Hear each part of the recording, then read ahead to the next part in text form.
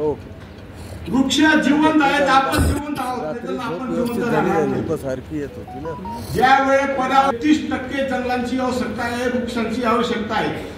आता आपल्याकडे इन्सॅट-2 या उपग्रहाद्वारे असं सिद्ध झालेलं आहे, आपल्याकडे फक्त 17-18% जंगल शिल्लक आलेलं आहे. एवढंच झाड शिल्लक आलेलं आहे. बघा तुम्ही, कालांतरानंतर 20, 25, 30 वर्षांनंतर एवढी वाईट बिकट परिस्थिती येणार आहे की आपली येणारी पिढी आपल्याला माफ करणार नाही. आमचे पूर्वज आमच्यासाठी काय करून गेलेले. तर आपल्याला पुढची पिढी जर आपल्याला जगवायची असेल, पुढची पिढी जर आपल्याला टिकवायची असेल, तर आतापासून पर्यावरणाचं वृक्ष संवर्धनाचं काम करणं खूप मोठं गरजेचं आहे. आत्ताच आपल्याला चटके बसायला लागलेले आहेत. कुठले चटके बसायला लागले? कुठेही वेळी पाऊस पडतो, 300 मिलीमीटर पाऊस पडतो, 400-450 मिलीमीटर पाऊस पडतो. ही गोष्ट, ही चेष्टा आहे. एका दिवसामध्ये पूर यायला लागले. सृष्टीचा म्हणजे निसर्गाचा नाश व्हायला लागलेला आहे. हे पर्यावरण ढासळतं, त्याचं होतं काय?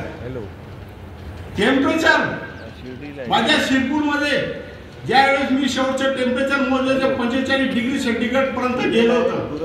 44-45 डिग्री सेंटीग्रेड 2 महिन्यापर्यंत टेम्परेचर असतं. पुढे टेम्परेचर 50 वर्षांनी 1-1.5 डिग्री सेंटीग्रेड वाढणार आहे. ज्यावेळी टेम्परेचर तुमचा 50 डिग्री सेंटीग्रेड पर्यंत जाणार आहे, एकही पशु पक्षी प्राणी एकही जाणार नाही. एकही राहणार नाही.